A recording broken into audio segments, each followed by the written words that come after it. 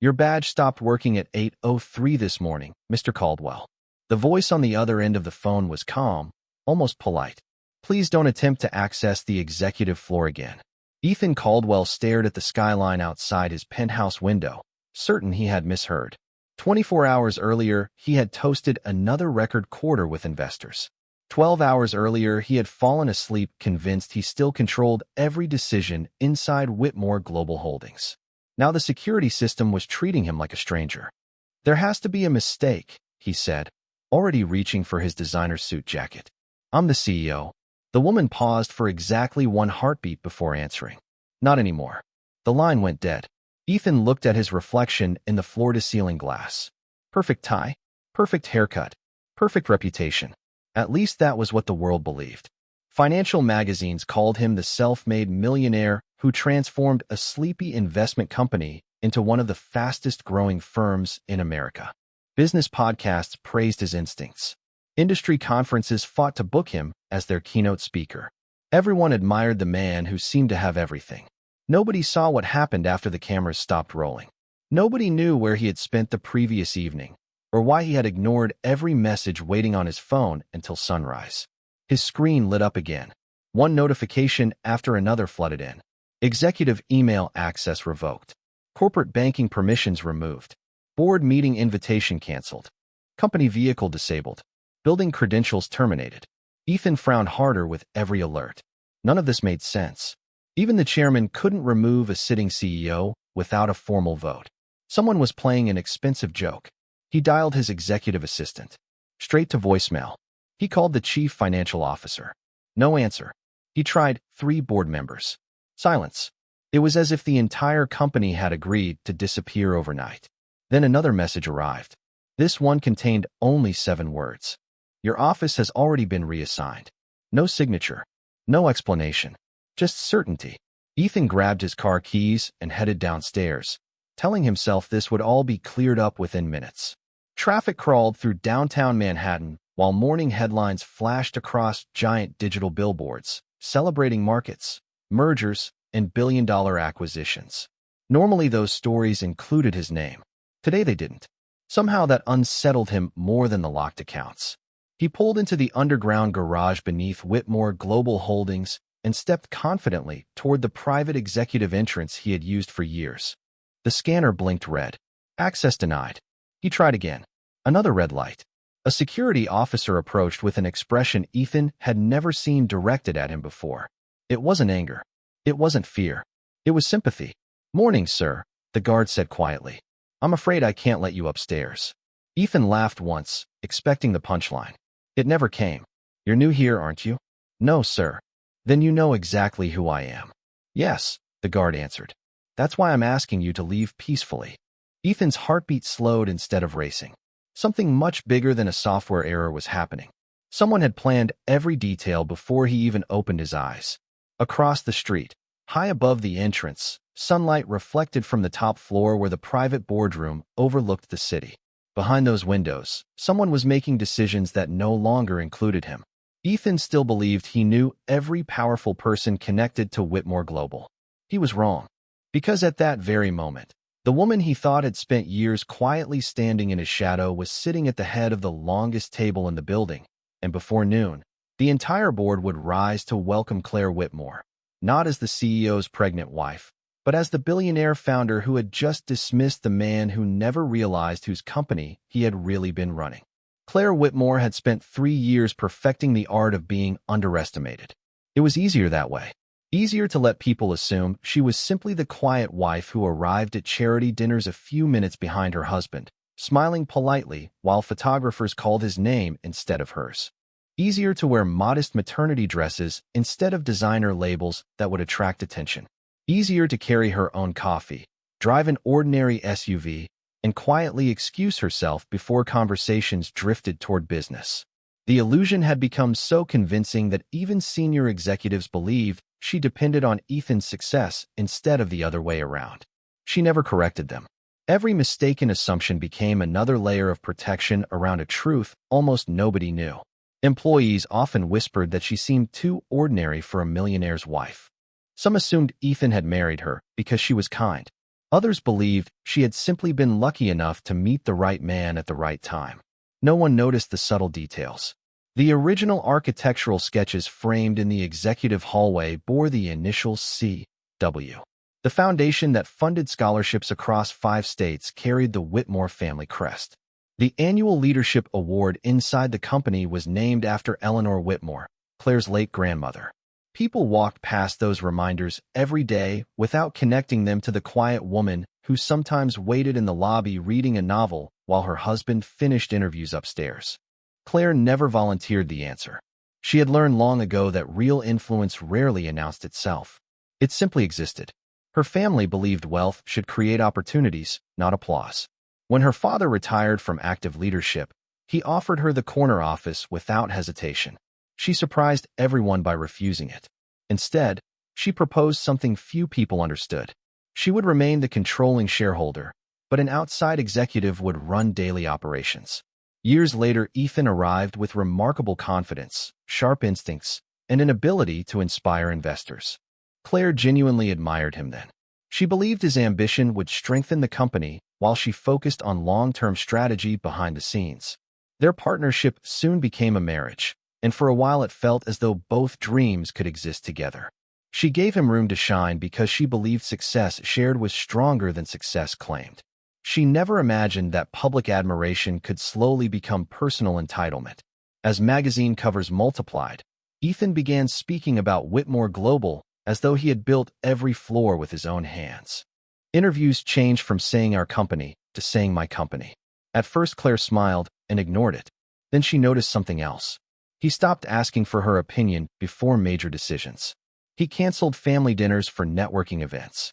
He introduced her as someone who preferred staying away from business because pregnancy had changed her priorities. She corrected him once in private.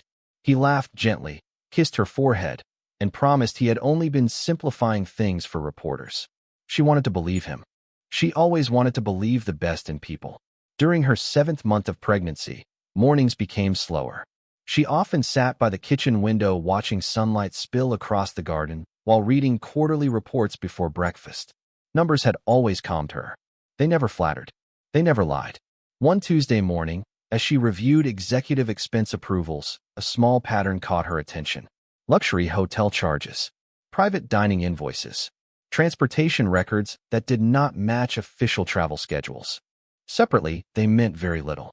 Together, they formed a picture that refused to disappear. Claire closed the report, rested one hand gently over the life growing inside her, and looked toward the city skyline. She did not feel anger first. She felt disappointment.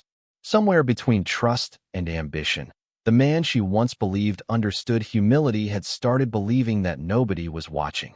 He could not have been more mistaken.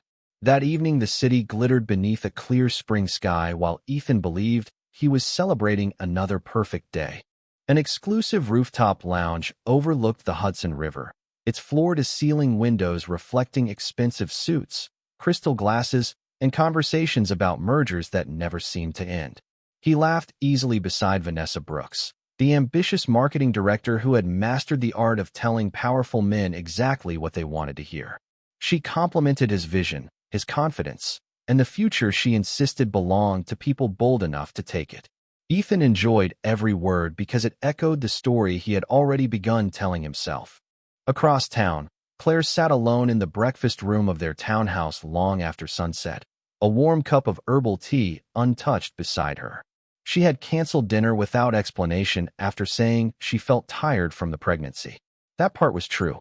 Carrying their child had become more exhausting with each passing week. But it was not physical exhaustion that kept her awake. Her tablet rested quietly on the polished oak table. Every few minutes, another secure notification appeared from the internal compliance system she personally authorized years earlier. The company automatically archived executive expense reports, travel logs, and security access records. Claire had never asked anyone to monitor Ethan. She simply believed every executive, including the chief executive officer, should follow identical governance standards. Rules only mattered when they applied to everyone. At first, the records seemed ordinary. A client dinner, transportation reimbursement, hotel conference facilities. Then another report arrived from the finance department. The timestamps did not align. The registered meeting ended hours before the executive transportation account remained active. A second document showed corporate hospitality charges continuing well past midnight. Claire leaned back slowly without saying a word. She opened one final encrypted folder that had been forwarded by the company's internal audit director earlier that afternoon. The message contained only one sentence. "I thought you should personally review this before tomorrow." Inside were lobby camera still images from a partner hotel connected to an executive reimbursement request. Ethan appeared in each photograph. Vanessa appeared beside him in every frame. Nothing inappropriate was shown. No dramatic confrontation. No scandal designed for headlines. Just enough to reveal that official business had quietly become something else entirely. Claire studied the images one by one. She did not zoom in. She did not search for reasons to deny what was already obvious. She simply closed the folder and rested both hands gently over her stomach. The baby shifted softly, almost as though sensing the silence filling the room. A faint smile crossed her face, not because she was happy, but because one realization had suddenly become impossible to ignore. Her child deserved a home built on honesty instead of appearances. Upstairs, the house remained perfectly still. Staff members had already left for the evening. Rain began tapping lightly against the windows, filling the empty rooms with a quiet rhythm that somehow made every thought louder. Claire walked into Ethan's study, a place decorated with framed magazine covers featuring his face beside headlines celebrating leadership and innovation. She paused in front of one interview, where he had proudly declared that every great company reflected the character of the person leading it. She looked at the quote for several seconds before switching off the desk lamp. Meanwhile, Ethan never once checked the growing list of missed calls from home. He ignored every unread message, convinced there would always be another morning to explain everything away. Shortly after 1 o'clock, he finally glanced at his phone, expecting another congratulatory email from investors. Instead, he noticed a single unread message from Claire. It contained only one word: tomorrow. There were no accusations, no questions, no emotional pleas. Just that single word standing alone on the screen. Ethan smiled to himself, assuming it referred to breakfast or another routine conversation waiting for daylight. He slipped the phone back into his pocket without replying. He never imagined that the simplest message Claire had ever sent would become the dividing line between the life he believed belonged to him and the truth that had been waiting quietly behind his success all along. Claire barely slept before sunrise, yet her mind felt clearer than it had in months. She arrived at Whitmore Global Holdings before most of the executive staff, wearing the same understated navy maternity dress she had worn to several charity events. Nothing about her appearance suggested that the next few hours would permanently reshape one of the most respected companies in the country. The receptionist smiled warmly and wished her a pleasant morning, unaware that every meeting scheduled after 8 o'clock had already been quietly rearranged through secure instructions approved late the previous evening. Claire walked past familiar hallways where framed photographs documented decades of company milestones. She had attended nearly every one of those moments, although very few people remembered seeing her. She preferred standing behind the camera instead of in front of it. Her grandfather used to tell her that recognition faded quickly, but character stayed long after applause disappeared. She carried those words into every major decision. At exactly 7:30, she entered a private conference room one floor below the executive offices. Waiting inside were the chairman of the board, the chief legal officer, the independent ethics committee chair, and 2 outside directors who represented the Whitmore Family Trust. No one wasted time with unnecessary conversation. Thick folders rested neatly in front of every chair. Claire took her seat without looking at any of them. The chairman finally broke the silence. "Before we begin, I want to confirm one question. Are you absolutely certain you wish to proceed?" Claire folded her hands calmly. "I am not here because of one disappointing evening. I am here because leadership requires trust, and trust has already been broken." The legal officer slid the first folder across the polished table. Inside were governance documents signed years earlier when Ethan accepted the position of chief executive officer. Every page carried the same unmistakable condition. The controlling shareholder reserved the authority to initiate an emergency board review whenever executive conduct threatened the reputation or fiduciary responsibilities of the company. Ethan had signed those pages himself. At the time, He had joked that such protections were merely formalities designed to satisfy corporate lawyers. Nobody corrected him. Nobody needed to. The provision had always been real. Claire slowly opened another folder containing the original ownership structure. While public filings showed a complicated network of holding companies and investment partnerships, one signature remained at the center of every controlling interest. Claire Whitmore. She had never hidden the truth. She had simply never advertised it. Investors understood the ownership structure. Attorneys understood it. The board understood it. Only the public believed Ethan owned the empire because he had become its public face. Claire allowed that misunderstanding to continue because she believed confidence could strengthen a company. She never expected confidence to become arrogance. The independent ethics chair reviewed several compliance findings collected over recent weeks. Executive expense irregularities, misuse of company resources, failure to disclose conflicts involving a direct subordinate. None of the issues alone would necessarily end a distinguished career. Together, they painted a pattern that demanded accountability under the very governance standards Ethan had proudly endorsed during shareholder meetings. Claire listened quietly before asking a single question.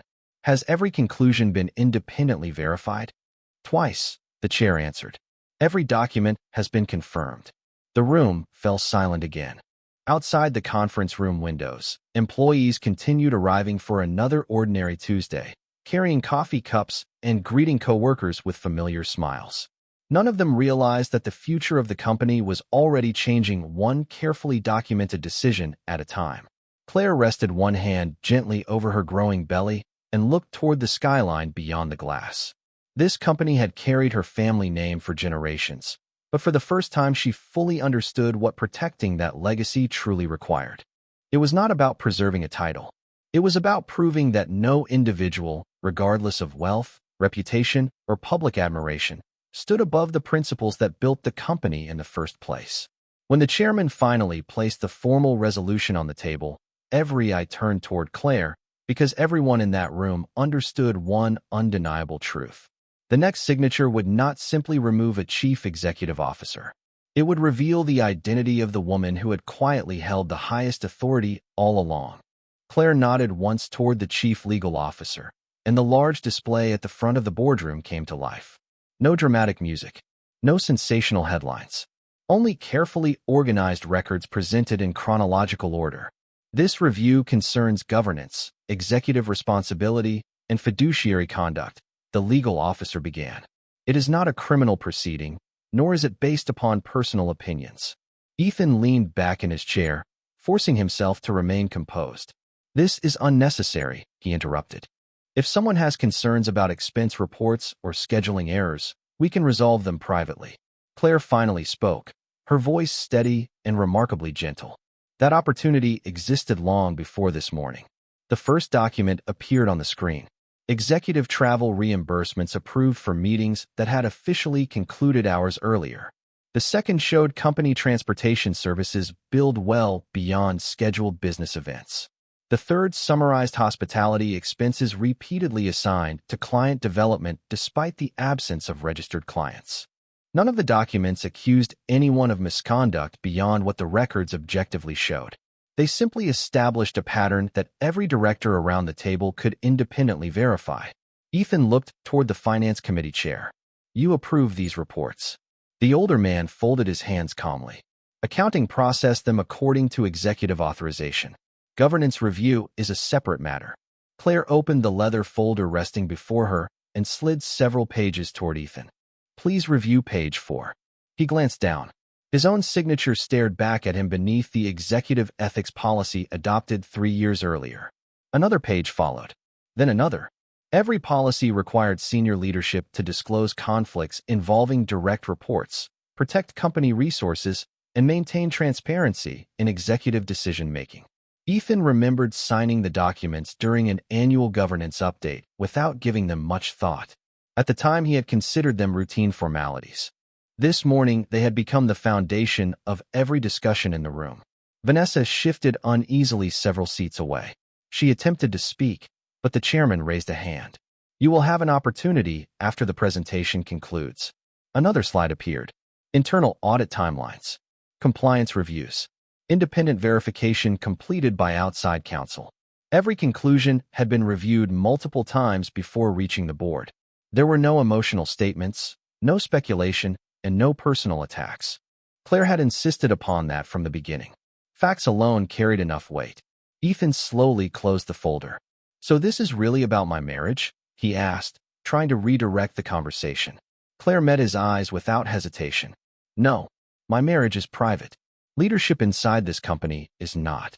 The distinction settled heavily across the room. Several directors exchanged quiet glances because they understood exactly what she meant. This meeting had never been designed to embarrass anyone. It existed to determine whether the company's own governance standards still meant anything when applied to its highest executive. Claire continued, "Every employee signs the same code of ethics. Receptionists sign it. Analysts sign it. Managers sign it. Executives sign it. If those standards disappear whenever someone becomes successful, then they were never standards at all." No one interrupted her. She was not raising her voice. She did not need to. Years of quiet leadership gave every sentence unusual authority. The chairman requested the compliance committee's recommendation. The committee chair stood and read a brief statement concluding that confidence in executive leadership had been materially compromised under the governance framework unanimously adopted by the board. He then recommended an immediate vote regarding Ethan's continued employment as chief executive officer. Ballots were distributed electronically through the secure board system. One by one, directors entered their decisions. The room remained silent except for the soft tapping of fingertips against tablet screens. Ethan watched each movement as though time itself had slowed. He realized there would be no passionate speeches, no dramatic arguments, and no last-minute rescue. The outcome would be decided exactly the same way the company had always made its most important decisions, through rules, documentation, and accountability. Seconds later, the chairman received the certified results. He looked down once before lifting his eyes toward the table. The resolution passes unanimously. No applause followed. No celebration. Only quiet acceptance of a decision every director now carried together. Claire closed her folder with a soft click, took a slow breath, and looked toward Ethan with sincere sadness rather than triumph. Because losing a title in a single morning was difficult, but discovering that respect had quietly disappeared long before that vote was a far greater loss. The boardroom doors opened without ceremony, yet the silence that followed felt louder than any announcement. Ethan gathered the few personal items left in front of him, his leather notebook, his fountain pen, and the company access card that no longer opened a single door. For years he had walked those hallways believing every conversation paused because people admired him. Now they paused for an entirely different reason. Employees glanced up from their desks as he passed, offering respectful nods without the familiar warmth that once surrounded him. Nobody whispered. Nobody pointed. The absence of gossip somehow felt heavier than criticism. Claire remained inside the boardroom for another hour, reviewing transition plans with the directors. She refused every suggestion to issue an emotional public statement. "The company deserves stability," she said. "This is a leadership transition, not a spectacle." The communications team prepared a brief announcement confirming that the board had appointed interim leadership, while the controlling shareholder assumed direct oversight during the transition period. There were no personal details, no accusations, no unnecessary drama. Investors responded with cautious optimism. Markets valued certainty above almost everything else, and Claire had quietly provided exactly that. Across town, Vanessa sat inside a corner office staring at the same internal announcement on her computer screen. She refreshed the page twice, convinced another update would appear explaining that everything had been reversed. It never did. Her phone remained strangely quiet. The executives who had eagerly accepted her invitations to exclusive dinners suddenly became unavailable. Messages that once received immediate replies now remained unread. She finally called Ethan. He answered after several rings. "Tell me this is temporary," she said. Ethan looked through the windshield of his parked car without responding. For the first time in years, he had nowhere he needed to be before noon.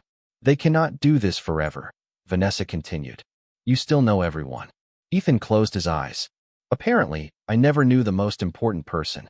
Neither of them spoke for several seconds. The silence revealed more than another argument ever could. Vanessa ended the call politely, promising they would talk later.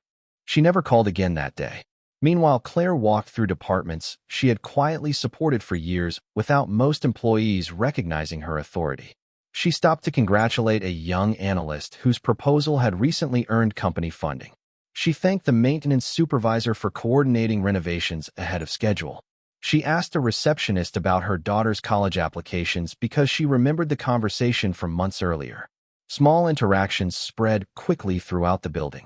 Employees who had always known Claire as a thoughtful visitor slowly began realizing that she knew the company in remarkable detail.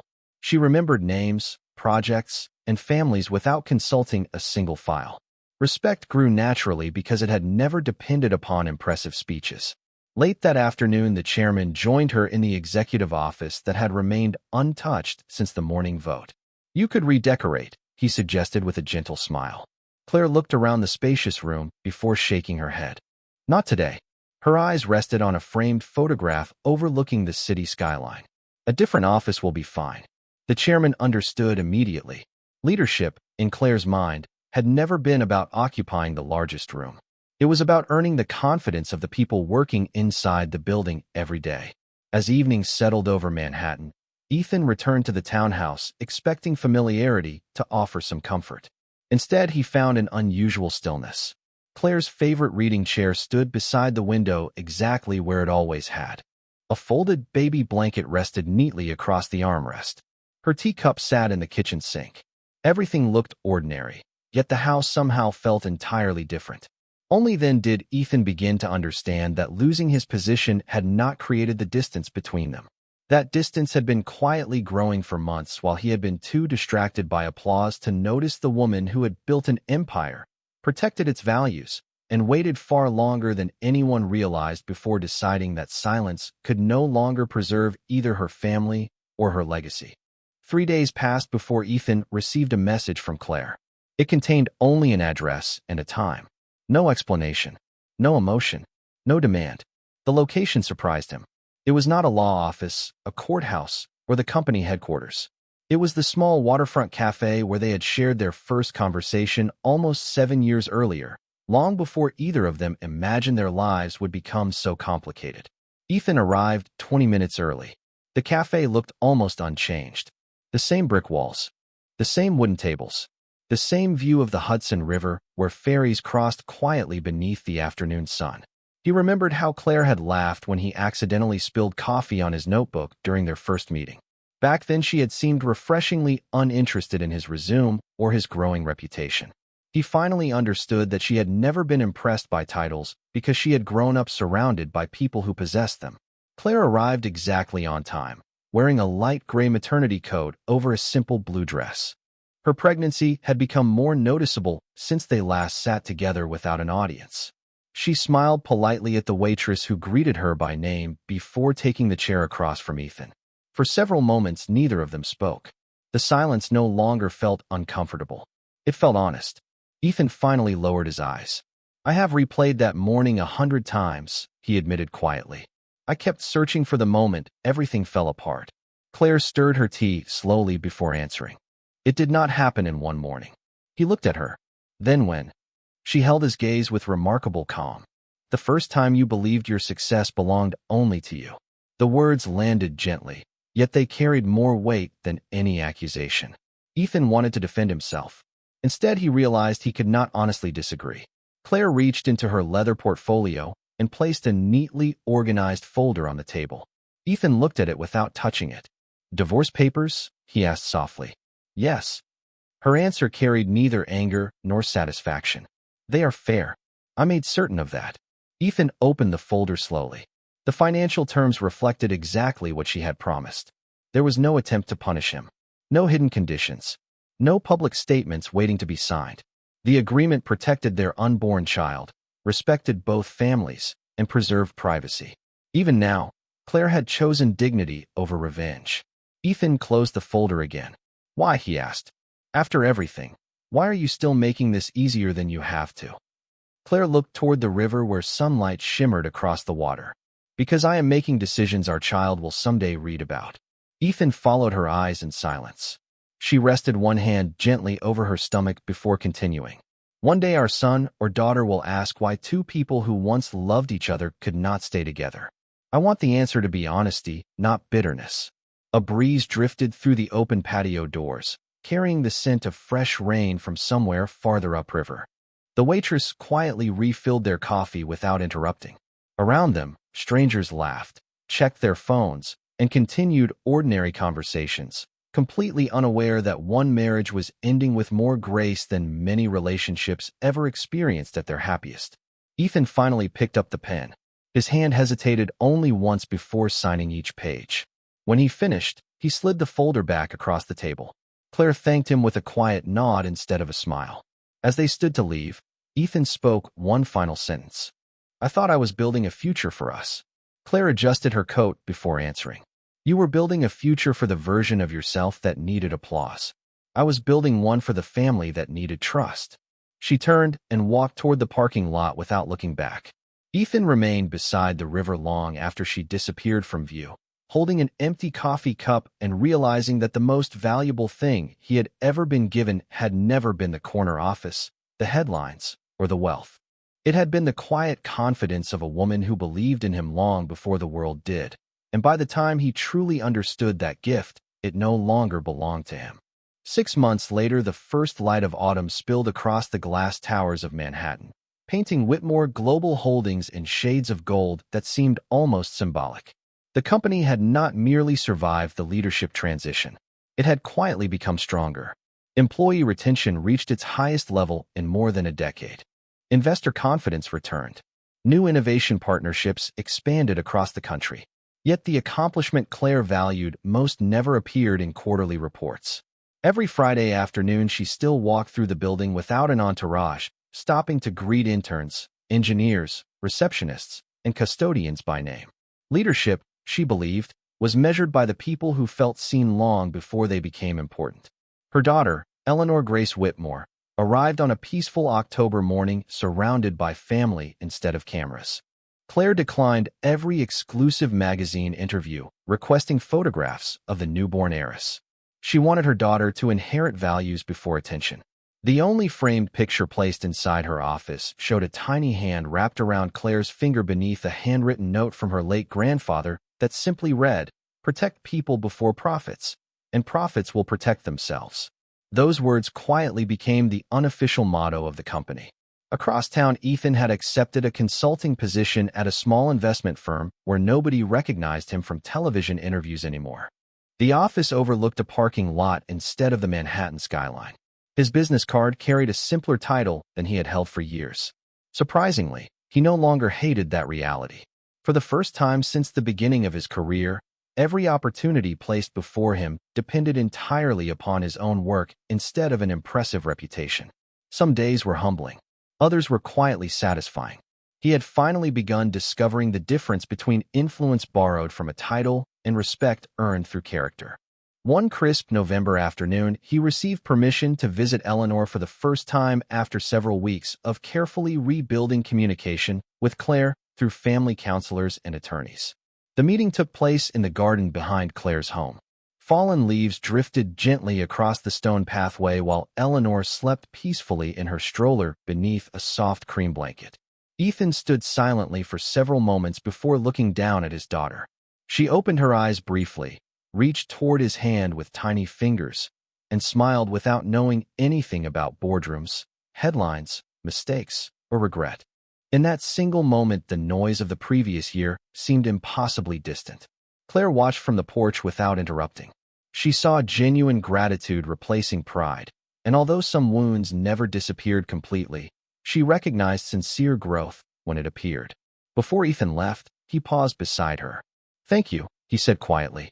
Claire tilted her head slightly. "For what?" He looked back toward Eleanor. "For refusing to let my worst decisions become her future." Claire smiled gently. "That was always my responsibility." Several weeks later, the annual shareholders' meeting filled the company's auditorium. Investors expected discussions about revenue forecasts and expansion plans. They received those, but they also witnessed something unexpected.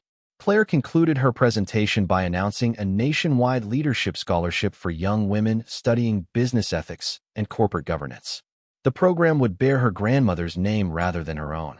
The audience rose in a standing ovation that lasted nearly a full minute.